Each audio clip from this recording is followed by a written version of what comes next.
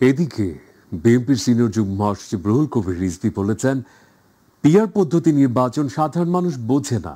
এখানে জনগণের পছন্দের প্রতিনিধিকে নির্বাচন করা যায় না। তিনি সরকারকে দীর্ঘায়িত না করে প্রয়োজনীয় সংস্কার করে দ্রুত সুষ্ঠু নির্বাচন দিয়ে নির্বাচিত সরকারের নিকট ক্ষমতা হস্তান্তরের আহ্বান জানান। আজ ব্রাহ্মণবাড়িয়ায় ট্যাঙ্কের পাড় মুক্ত মঞ্চে জেলা বিএনপি সদস্য নবায়ন এবং প্রাথমিক সদস্য সংগ্রহ কর্মসূচির উদ্বোধনী অনুষ্ঠানে প্রধান অতিথির বক্তব্যে তিনি এসব কথা বলেন।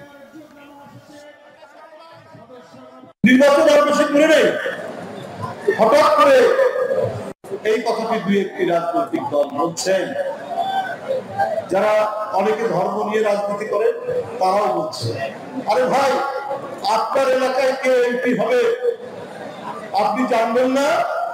আপনার তো জানার কথা।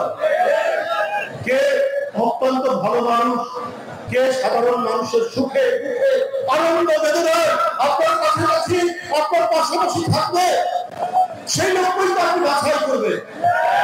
পিআর পদ্ধতিতে সেই বাছাই করার সুযোগ দেয়।